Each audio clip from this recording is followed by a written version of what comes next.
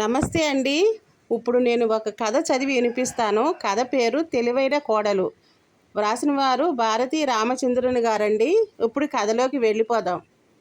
కాస్త కూడా నమ్రత మర్యాద లేదమ్మా. ఎలా పెంచుతారో ఏమో. అడిగిన దానికి పుల్ల విరిసినట్లు సమాధానాలు చెప్తుంటారు ఈ కాలం పిల్లలు. ఏం నేర్చుకుని వస్తారో.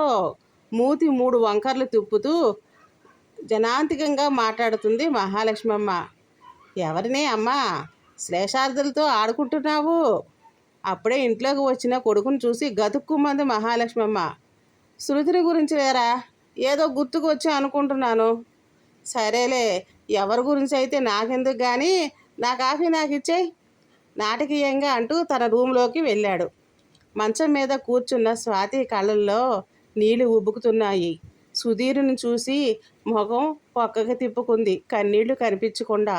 సుధీరు ఫ్రెష్ అయ్యి వచ్చి స్వాతికి ఎదురుగుండా కూర్చున్నాడు. చుబుకం ఎత్తి బతిమలాడుతూ, అమ్మ మాటలు పట్టించుకోకు స్వాతి. ఆవిడ ఎప్పుడు ఎదుటి వారిని ఏదో ఒకటి అంటూనే ఉంటుంది.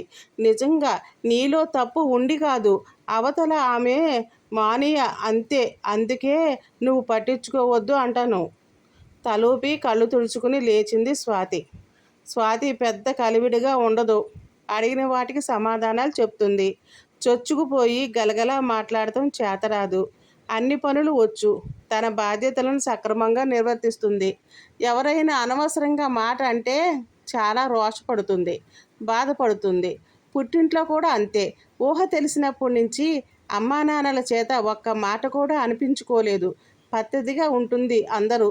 స్వాతి బంగారు తల్లి, స్వాతి ముత్యమే అంటారు. మితభాషి. తనకి నచ్చితే స్మితభాషి కూడా. పెళ్ళయి 4 నెలలు అవుతుంది. సుధీరు సాఫ్ట్వేర్ కంపెనీలో జాబ్ చేస్తాడు. స్వాతికి బీటెక్ అయిపోగానే మంచి సంబంధం అని పెళ్లి చేశారు. సుధీర్కి ఒక తమ్ముడు, చెల్లి. ఉద్యోగం ఇష్టం ఉంటే చెయ్యి, లేకపోతే బలవంతం లేదు అన్నారు. అత్తవారింటికి వచ్చిన 2 నెలల్లోనే అత్త చుక్కలు చూపిస్తుంది. ఏదో ఒక వంక పెట్టి సూటిపాటి మాట అంటుంది. తనకు పరోక్షంగా అంటుంది. కూతురు శృతినైతే డైరెక్ట్గానే వాయిస్తుంటుంది. ఆ పిల్ల లెక్క చెయ్యదు. ఎక్కడ ఒక్కడే వదిలేసి పోతుంటుంది. స్వాతి ఇల్లంతా నీట్గా సర్ది పెడుతుంది. శృతికి వదిన స్వాతి అంటే చాలా ఇష్టం. అమ్మ తనని తిట్టినా ఊరుకుంటుంది, కానీ స్వాతినేదైనా అంటే అస్సలు ఊరుకోదు. మరిది సురేష్ కూడా వదినంటే చాలా గౌరవంగా ఉంటాడు. ముగ్గురు దగ్గర ఒకే వయసు వాళ్ళు అవడంతో కబుర్లు చెప్పుకోవటం, ఏమైనా గేమ్స్ ఆడుకోవటం చేస్తుంటారు. స్వాతి పెద్దగా మాట్లాడదు. అన్నా చెల్లెళ్ళు కబుర్లు ఎంజాయ్ చేస్తుంటుంది. మహాలక్ష్మకు ఇది సుతారాము ఇష్టం ఉండదు. కోడలు రిజర్వ్డ్గా ఉంటుందని, పొగరు అని ఆమె భావన. స్వాతిలో ఏదో ఒక లోపం వెతుకుతూనే ఉంటుంది. సరిగ్గా సమాధానం చెప్పదని చెప్తుంటుంది. ఆవిడ అలా మాట్లాడుతుంటే స్వాతి భరించలేకపోతుంది. బాధతో కోపంతో ఉక్కిరిబిక్కిరి అవుతుంది. ఆ మాట్లాడే ఒక మాట కూడా మానేసి సైలెంట్ అయిపోతుంది. స్వాతికి అత్తగారు పెట్టే నస విసుగొస్తుంది. ఉద్యోగం వెతుక్కుని బయటికి వెళ్ళిపోతే ఈ గొడవ వదులుతుందని జాబ్స్కి అప్లై చేయడం మొదలెట్టింది. ఆ రోజు సుధీర్ తోడు రాగా ఇంటర్వ్యూకి వెళ్ళింది స్వాతి. తీరా లోపలికి వెళ్ళే సమయానికి తల తిరిగి వాంతి చేసుకుంది. సుధీరు కంగారు పడిపోయి అటు నుండి అటే హాస్పిటల్కి తీసుకెళ్ళాడు. లేడీ డాక్టర్ చెక్ చేసి స్వాతి ప్రెగ్నెంట్ అని చెప్పింది. ఇక ఆ రోజు ఇంటిల్లిపాదికి ఆనందం అవధులు దాటింది. స్వాతి స్వీట్లు పంచి సెలబ్రేట్ చేసింది. మహాలక్ష్మమ్మ కోడల్ని కాలి కింద కదపనివ్వకుండా టైంకి భోజనం, ఇష్టమైనవన్నీ అడిగి చేసి తినిపించడం చేస్తుంది. అంతటితో ఊరుకుంటుందా? అన్నీ తనే చెప్పినట్లు చెయ్యాలి. తను పెట్టినట్లే తినాలి. కూర్చోకూడదు, నిలబడకూడదు. సహించకపోయినా తిని తీరాలి. తిరగపోతే బిడ్డ ఎలా ఎదుగుతుంది అంటూ సతాయింపు. ఆమె అతి జాగ్రత్త భరించడం కూడా కష్టమే అయింది స్వాతికి. సురేషు, శృతి వదినను అపురూపంగా చూస్తున్నారు. స్వాతికి ఇదో సరికొత్త అనుభవంలా ఉంది. ఉద్యోగం, సద్యోగం అటకెక్కాయి. మొదటి నుండి స్వాతికి ఉద్యోగం చేయాలనే పెద్ద ఇంట్రెస్టు లేదు. 3వ నెలలో స్వాతి పుట్టింటికి పోయి వచ్చింది. 7వ నెలలో సీమంతం చేసి పురిటికి తీసుకెళ్లారు. స్వాతికి బాబు పుట్టాడు. అందరూ స్వాతి పుట్టింటికి వెళ్ళి బారసాల చేసుకుని వచ్చారు. బాబుని ఎత్తుకుని సారితో వచ్చింది స్వాతి. 3వ నెల వెళ్ళేలోపు సురేష్కి ఈ లోపల కొన్ని సంబంధాలు చూశారు. చివరికి వాళ్ళుండే సిటీలోనే అమ్మాయి కుదిరింది. అంగరంగ వైభవంగా పెళ్లి జరిగింది. అమ్మాయి తరపు వారికి ఫ్యాషన్లు బాగా ఎక్కువ, కింద చూపు లేదు, హైపైగా ఉన్నారు. వాళ్ళే నాగరికత తెలిసిన వారన్నట్టుగా పెద్ద బిల్డప్లు. ఊర్లోనే కాబట్టి పెళ్ళైన వారం లోపల ఒకరోజు వియ్యాల వారిని భోజనానికి ఆహ్వానించారు. అన్నీ తెప్పించిన బాపతే. వడ్డనకు స్పూన్లు, గిన్నె స్పూను పట్టుకుని వెయ్యనా వెయ్యనా అంటారు. స్పూనుతో ఎంత కూర పడుతుంది? అందరూ మొహమాట పడిపోయి అర్ధాకలితో తిరిగి వచ్చేశారు. ఇంటికి వచ్చి శృతి, సుధీర్ వాళ్ళ నాన్నగారు ఒకటే నవ్వుకోవటం. ఆకలి తీరక ఉప్మా చేయించుకు తిన్నారు. మహాలక్ష్మికి ముఖం చిన్నపోయింది. సురేషు అక్కడే ఉండిపోయాడు. అది కొంత నయం, వీడి మాటలు వినలేదు అనుకుంది. కొత్త కోడలు వచ్చింది. వాళ్ళ వదిన, అన్న, అక్కలను తీసుకొచ్చి దింపారు. అందరూ మహాలక్ష్మి గారిని ఆకాశానికి ఎత్తి పట్టారు. ఆమె వంటను తెగ మెచ్చుకుంటూ సుష్టుగా భోజనాలు చేశారు. ఆమెకు వాళ్ళ ఫ్యాషన్లు గొప్పగా చెప్పుకోవడం బాగా నచ్చినట్లుంది. వాళ్ళలో ఎంత ఇష్టంగా మాట్లాడతారో, అదే మా వాళ్ళతో అంటి ముట్టినట్లుగా ఉంటారు అనుకుంది స్వాతి. మరునాడు స్వాతి ఉదయాన్నే లేచి తన రొటీన్ వర్క్లోకి దిగింది. సైలెంట్గా పని చేసుకుంటూ పోతుంది. కొత్త కోడలు రూప మెల్లగా 8ంటికి లేచి తన రూములోనే ఫ్రెష్ అయ్యి మేకప్తో బయటకు వచ్చింది. అత్తగారు కాఫీ ఇచ్చింది ఆప్యాయంగా.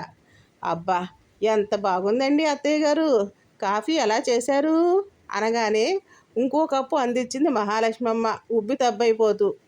ఆ కప్పు ఖాళీ చేసి అత్తగారికి వాళ్ళ ఇంటి ముచ్చట్లు చెబుతూ కూర్చుంది. ఊర్లోనే పుట్టిల్లు కావడంతో అటు ఇటు తిరుగుతుంటుంది చిన్న కోడలు. వచ్చినప్పుడల్లా అక్క కూతురునో అన్న పిల్లలనో తీసుకొస్తుంది. అత్తయ్య గారు, మొన్న మీరు బిర్యానీ చేశారు కదా, మా అక్క పిల్లలు ఎంత బాగుందని చెప్పుకున్నారో. హోటల్ స్టైల్లో చేశారట రూప అత్తగారు అని మా ఇంట్లో అందరూ అనుకోవడమే అంటూ అత్తగారిని మునగ చెట్టు ఎక్కిచ్చేస్తుంది రూప. అయ్యో, దానికేం భాగ్యం, సండే రమ్మను, మళ్ళీ చేసి పెడతాను. మీరు చాలా ఫాస్ట్గా చేస్తారండి ఏ పనైనా, మా అందరికంటే మీరే యాక్టివ్గా ఉంటారు. రూప మాటలకు విస్తుపోతుంది స్వాతి. అత్తగారితో ఇలా కూడా మాట్లాడవచ్చా అనుకుంది. అలా అత్తగారిని సమయస్ఫూర్తిగా బుట్టలో వేసేసింది చిన్న కోడలు. ఏ పని చేయకపోయినా కూర్చుని చేయించుకుని తిన్నా అవేమి మహాలక్ష్మికి ఎక్కడం లేదు. రూప బంధువర్గం వచ్చిపోతుంటే వారికి మర్యాదలు చేస్తున్నా వెనకటిలా కోడల తరపు వారికి చేస్తున్నాననే చిరాకు ఉండటం లేదు. అదే స్వాతి అమ్మా నాన్న వస్తే విజయపురాలు టెక్కు చూపించేది. స్వాతిలో ఏదో ఒక లోపం వెతికి వాళ్ళ అమ్మకే నేరాలు చెప్పేది. రూప తనను విమర్శించే ఛాన్సే ఇవ్వడం లేదు. ముందుగానే ఊహించి తగినట్టుగా మాట్లాడి టాపిక్ డైవర్ట్ చేస్తుంది. అత్తయ్య గారు అంటూ ఆప్యాయత ఉట్టిపడేలా పిలుస్తుంటుంది అస్తమానం. రూప ఉద్యోగం చేస్తుంది, ఇంటి నిండే పనిచేస్తుంది. బయట ఉన్న కాసేపు అత్తగారితో గలగలా మాట్లాడుతూనే ఉంటుంది. మిగిలిన టైం అంతా సిస్టమ్ ముందు పెట్టుకుని కూర్చుంటుంది. స్వాతి కొడుకుని బాగా ముద్దు చేస్తుంది రూప. వాడిని తన దగ్గరే కూర్చోబెట్టుకుని ఆడిస్తుంటుంది. స్వాతికి చాలా రిలీఫ్గా ఉంటుంది పని చేసుకోవడానికి. శృతికి చదువులో హెల్ప్ చేస్తుంది. ఫ్యాషన్ డిజైన్స్ గురించి చర్చలు పెడుతుంది. సుధీర్తో కూడా చక్కగా కలుపుగోలుగా ఉంటుంది. బావగారు అంటూ కబుర్లు చెబుతుంది. మామగారి పట్ల గౌరవం చూపిస్తుంది. కాముగా ఉంటుందని తన పని తాను చేసుకుపోతూ ఏ విషయాలు పెద్దగా పట్టించుకోదని స్వాతి అంటే రూపకు ప్రత్యేకమైన అభిమానం. సొంత అక్కలా ప్రేమ చూపిస్తుంది. అత్తగారు వినకుండా స్వాతిని మెచ్చుకుంటుంటుంది. సంక్రాంతి పండుగ వచ్చింది. కొత్త కోడలు వచ్చిందని, మనవడు పుట్టాడని పండుగ గ్రాండ్గా తమ ఇంట్లోనే చేసుకోవాలని కోడళ్ళని పుట్టిళ్ళు పంపించనని కబురు చేసింది వియ్యాల వారికి మహాలక్ష్మమ్మ. మంచి పని చేశారు అత్తయ్య గారు, ఇప్పటి వరకు అక్కడేగా ఉన్నాం, ఈ పండగకు ఇక్కడే ఎంజాయ్ చేద్దాం, షాపింగ్కి వెళ్దామండి అంది ఉత్సాహంగా రూప. ఈ అమ్మాయికి ఎన్ని కళలు బాబు, ఎవరికి తగినట్లు వారితో మాట్లాడుతుంది. అత్తగారికి సరైన కోడలు దొరికింది అనుకున్నారు శ్రీధర్రావు గారు. మీరు వెళ్ళి డ్రెస్సులు తెచ్చుకోండి, శృతిని కూడా తీసుకెళ్ళండి అంటూ భర్తను అడిగి 10,000 తెచ్చి ఇవ్వబోయింది మహాలక్ష్మమ్మ. మీరు రావాల్సిందే, మీకు చీర కొనాలిగా, పైగా ఆ సెలక్షను బాగుంటుంది, మీ చీరల కలర్స్ చాలా డిఫరెంట్గా ఉంటాయి అంటూ పొగిడేసరికి మహాలక్ష్మమ్మ కాదనలేక తను బయలుదేరింది. ఆడవాళ్ళంతా షాపింగ్కి బయలుదేరారు. పండగ 3 రోజులు ఎంతో సందడిగా జరుపుకున్నారు. రూప వచ్చిన దగ్గర నుండి స్వాతిని ఏం అనలేకపోతుంది. మహాలక్ష్మమ్మ అసలు తప్పులు వెతికే అవకాశమే రావడం లేదు. ఇంట్లో వాతావరణమే మారిపోయింది. తను ఇంతకు ముందులా సాధిస్తే చిన్న కోడలు ఏమనుకుంటుందో అని క్రమేణా తన ధోరణి మార్చుకుంటుంది. అత్తయ్యగారు, వరల్డ్ ఫేమస్ ఇంగ్లీష్ మూవీ వచ్చిందండి, వెళదామా అడిగింది రూప. నాకు అంతగా అర్థం కాదులే అమ్మా, హిందీ అయితే కాస్త చూస్తాను అంది మహాలక్ష్మమ్మ. నేను పక్కనే ఉంటానుగా, చెప్తాలేండి. లేదులే, మీరు వెళ్ళిరండి. బావగారు, అందరూ వెళ్దామండి. అక్క, మీరు శృతి కూడా. ఓకే అన్నాడు సుధీర్. వీడు చూడనివ్వడు రూప, నేను రానులే అంది స్వాతి. అత్తయ్య గారు ఎలాగ రానంటున్నారు కదా, బాబు తన దగ్గరే ఉంటాడులే. ఏమంటారు అత్తయ్య గారు అనేసింది అత్తగారిని చూస్తూ చొరవగా. స్వాతికి భయం వేసింది, ఆమె ఏమంటుందోనని. రూప అడిగిన తీరుకు ఏమీ అనగలేకపోయింది మహాలక్ష్మమ్మ. సుధీర్ ఆశ్చర్యంగా చూశాడు తల్లివైపు. అత్తయ్య గారు, మీకు మావయ్య గారికి టిఫినే కదా, ఆర్డర్ పెడతానండి. మీరు హాయిగా టీవీ చూస్తూ రిలాక్స్ అవ్వండి, మేము మాల్లో తినేసి వస్తాం నార్మల్గా చెప్పేసి అందరినీ బయలుదేరదీసింది రూప. సురేష్కి చిత్ర విచిత్రంగా ఉంది. ఇన్నాళ్ళు వదినను చూశాడు, ఇప్పుడు భార్యను చూస్తున్నాడు. ఎంత వ్యత్యాసం అనుకోకుండా ఉండలేకపోయాడు. కాస్త గర్వంగా కూడా అనిపించింది భార్య నేర్పరితనానికి. చూసి నేర్చుకో సీతమ్మ తల్లి అంటూ స్వాతితో పరాచకమాడింది శృతి. హ్యాట్సాప్ రూప, నిజంగా నీ సమయస్ఫూర్తి, తెలివి, చక్కని మాట తీరు అందరికీ రావు. ఎప్పటికెలా మాట్లాడాలో, ఎవరితో ఎలా మెలగాలో నీకు బాగా తెలుసు. అత్తగారిని ఎంతలా మార్చేశావు. తోటి కోడల వైపు అభినందనగా చూస్తూ మనసులో అనుకుంది Swathi. Please subscribe, please like చేయండి. ఓకేనండి, ఉంటానండి.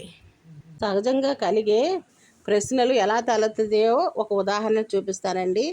ఓ జంట హనీమూన్కి వెళ్ళింది. ఏ రొమాంటిక్ డిన్నర్కో బయలుదేరుతున్నప్పుడు ఆ కొత్త పెళ్లి కూతురు నేవీ బ్లూ కలర్ టీషర్ట్ వేసుకోరు ప్లీజ్ అని భర్తను గోముగా అడిగింది. అతను భరధ్యానంలో ఉన్నట్టున్నాడు. కొట్టాడే కానీ ఆ సంగతే మర్చిపోయాడు. ఎప్పటిలాగానే కుర్తా పైజామా ధరించాడు.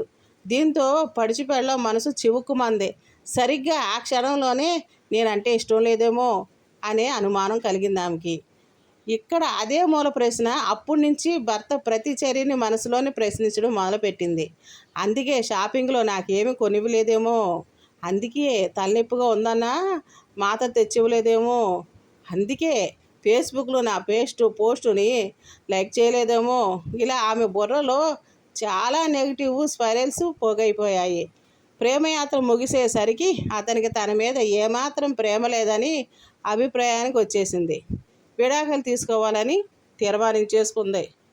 బంధాల విషయంలోనే కాదు, కొత్త ఉద్యోగంలో చేరినప్పుడు, కొత్త బాధ్యతలు చేపట్టినప్పుడు, కొత్త వ్యాపారం ప్రారంభించినప్పుడు ఇలా జీవితంలో ప్రతి మజిలీలోనూ కొన్ని సర్దుబాటు సమస్యలు ఉంటాయి. భవిష్యత్తులో ముడిపడిపోయిన అపోహలు, అనుమానాలు, భయాలు స్థిమితంగా ఉండనివ్వు. అవన్నీ ప్రశ్నలుగా రూపం మార్చుకుని ప్రాణం తోడేస్తాయి. వాటిని ఆత్మవిశ్వాసంతో అధిగమించాలి. కానీ చాలా సందర్భాలు అలా జరగటం లేదు. కొత్త ఉద్యోగి విషయంలో అయితే నేను ఈ హోదాకి సరిపోనేమో అనే మూల ప్రశ్నతో దాడికి రంగం సిద్ధమవుతుంది. అందుకే కొలీగ్స్ నన్ను చూసి నవ్వుకుంటున్నారేమో, అందుకే బాస్ ఎవరినో సాకుగా పెట్టి నన్ను తిడుతున్నాడేమో, అందుకే కొత్త ప్రాజెక్టు నాకు చోటు ఇవ్వలేదేమో, ఇలా కుప్పల తెప్పలుగా నెగిటివ్ స్పైరల్స్ పోగవుతాయి. పక్క వాళ్ళు యాదాలాపంగా నవ్వినా దాని చుట్టూ ఓ పెద్ద కథ అల్లేసుకుంటారు. దీనికి టైనీ ఫ్యాక్ట్ బిగ్ థియరీ అని పేరు. గోరంత విషయాన్ని కొండంత చేసుకోవడం అన్నమాట. ఆ నెగిటివ్ ఆలోచనలో చిక్కుకుపోయి మన చుట్టూ ఉన్న మంచిని కూడా పట్టించుకోవడం మానేస్తాం. మళ్ళీ ఒక జంట దగ్గరికి వద్దామండి. నిజానికి ఆ భర్త హనీమూన్ ముందు, ఆ తర్వాత కూడా చాలాసార్లు భార్యను సంతోషపెట్టే ప్రయత్నం చేశాడు. ఆమెకి ఇష్టమని తెలిసి వర్షంలోనే వెళ్ళి ఐస్ క్రీమ్ తీసుకొచ్చాడు. ఆమెకు పెర్ఫ్యూమ్ అలర్జీ ఉందని అర్థమైపోయాక అత్తరు పూసుకోవడమే మానేశాడు. కాస్తంత దృష్టి పెట్టి ఉంటే భర్త తన పట్ల చూపుతున్న ప్రేమ, శ్రద్ధ ఆమెకు అర్థమైపోయేది. కొత్త ఉద్యోగ విషయంలో కూడా ఇలానే జరిగింది.